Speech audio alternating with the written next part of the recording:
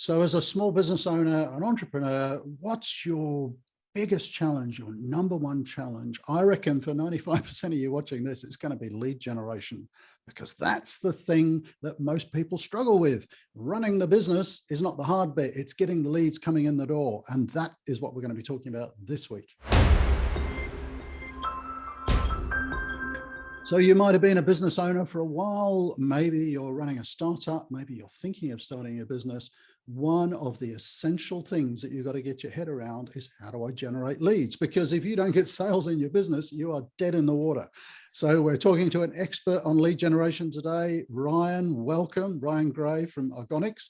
You're going to tell us a little bit about lead generation. So what are some of the things that people get wrong or really struggle with in terms of lead generation?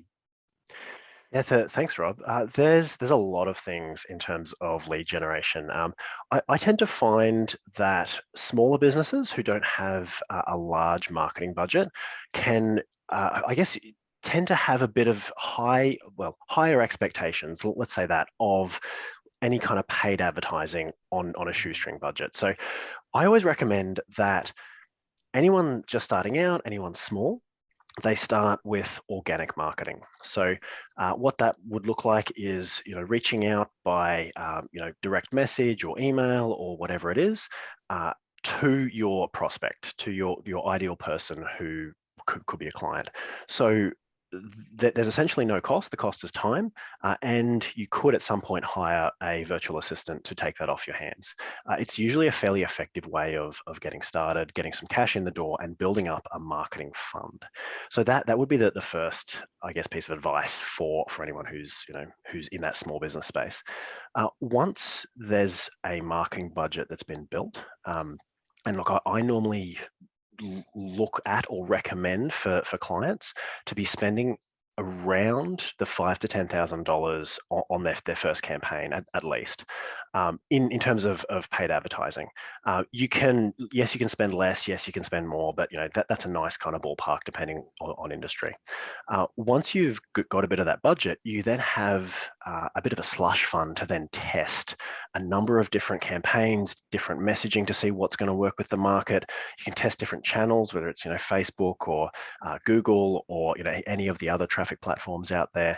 But you're not as worried, because you can test and you can measure, and you can actually then pick the best messaging, the best graphics, the best everything about the campaign, without having to worry about, I'm relying on my month one to pay for month two, and if this doesn't work, it's all over. That's probably the biggest mistake that I see is smaller and sometimes medium businesses that are starting brand new campaigns. Yeah, and I'm thinking of, the word that's coming to mind there is sort of guerrilla marketing. And I'm going to ask you in a minute what sort of percentage of sales we should spend on marketing. But if you've got no budget up front, there's so much you can be doing on social media, and maybe we'll do another video shortly on content marketing. But yeah, just reaching out. Not just reaching out to your ideal audience, but I think really understanding who your ideal audience is as well. Because I think a lot of people try to reach and market to too broad an audience. They're not niching enough.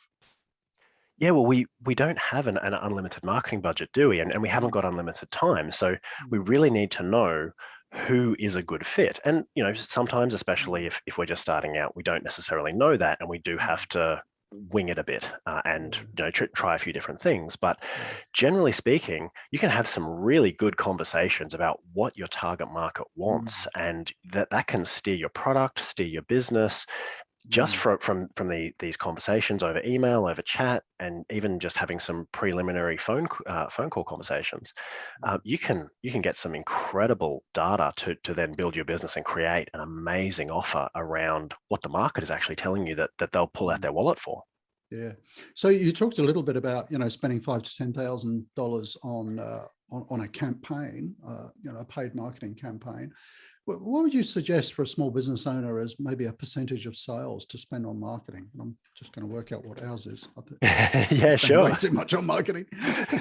I don't think you can ever spend too much on marketing. Yeah. Like it really does depend on the size of the business. Now, Mm, if the business is big, it's going to be a much smaller percentage. I've worked with businesses who are, spending up to 5% of their mm, revenue on marketing, and that ends up being, 500,000 mm, or like $1 million. Like, so that's their 5%. Whereas a small business, could be looking at spending up to 15% of their mm, revenue. Now, I have had times in our businesses where we've actually spent 30%, so essentially our whole profit margin, yeah, reinvesting that back into marketing because we've wanted to grow. And that at that time, that was mm, all we wanted to do. We just wanted to grow.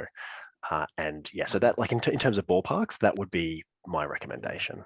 Yeah, I'd certainly support that. I mean, we go over the top a little bit on marketing, only because we have a really big sort of internal marketing team, and I love marketing, so we spend a lot on it. But one of the things, regardless of your marketing budget, of course, is what's that saying from way back?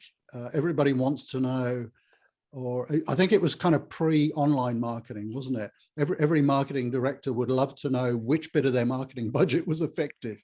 We spent $10 million and we generated $100 million of sales, but which bit of the spend actually got the sales? With online marketing, we can do that very accurately, of course. Yes. Yeah. And there's a lot of metrics. And that, like the availability of those metrics typically means that you can actually stop spending in areas that are not profitable really quickly and focus on the areas that are doing really well. And so even with a small budget, you can test different messages fast, as long as you have enough daily budget that enough people Mm, see the ads. Now, and look, I still definitely subscribe to search engine optimization strategies and those kinds of things. It's just that if you really want the massive scale, uh, there's nothing like paid ads. Paid mm. ads is the fastest, it's the easiest, and to some extent, the most scalable as well. Yeah. Do you find particular platforms more effective, or is it really dependent on your target market? Yeah, the question that we always ask is, where is the target market hanging out? Okay, great. If they're not on Facebook or if they're not on Google, then great. Shift to something that's a bit more new and trendy. If they're younger, like your TikToks or Yeah. your Snapchats, and although It's Snapchat's getting interesting. older now.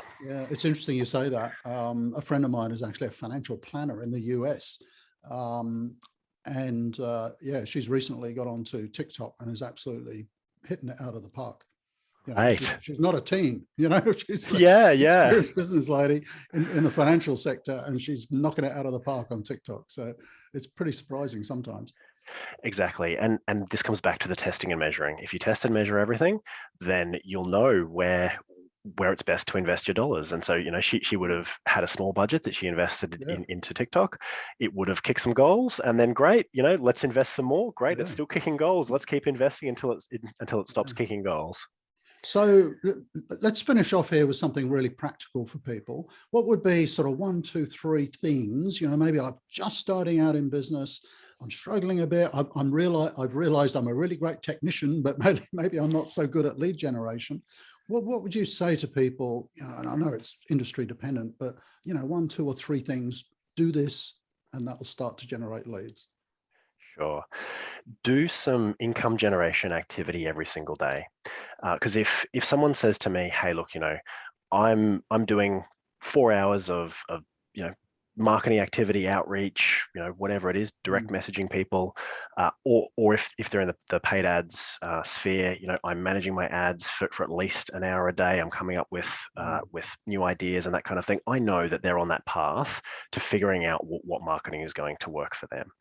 And that would be, I guess, the biggest takeaway is do something every day that's income generating, because as business owners, it's uncomfortable. We've got a lot of things to do. And we don't want to necessarily send the message. We don't necessarily want to send the follow-ups to the quotes that we've done, mm, or the proposals we've put out, or sit there grinding through some numbers to actually work out which marketing worked best. So if we can force ourselves to do that, after a week, after a month, after a year of spending daily income generating activity, your business will be in a much better place, and you'll have much more capital then to look at additional strategies that are less hard, that are easier, that you can outsource to a marketing agency, that you can hire someone in to take care of for you. So yeah, that would be the biggest practical takeaway. Do something every day that's income generating. You know, that might sound really simple as you're watching this video, but I tell you what, that is actually a gem of advice. Simple sometimes is the best. I'm looking back, 24 years ago when I first started my business, and I get distracted very easily. And I didn't do what you're saying. You've got to be focused on the income generating stuff to an extent where I had a big sign on the wall that I would, right in front of my eyes, and it says, "Where's the money in that?" So, periodically through the day, I'd be working on stuff and I look up and I go, "Where's the money in that?" I'm actually doing something that's a waste of time. This is an admin thing I should have delegated, So great advice. So is there something we can share down below? So Ryan, you run a company called Argonix, and you help people obviously with marketing. I think you mentioned you got a bit of a freebie. We could put a link down below. Yeah, so we actually have a free 90-day marketing plan. It's a free download. All you need to do is head to the website and pop in your name and email, and we will send that straight to you. Great. And we'll put all your contact details down below, because Thank you. I think people might want to start following you and getting some tips from you. So thanks for joining us this week, Ryan. Thanks so much, Rob. It's been an absolute pleasure.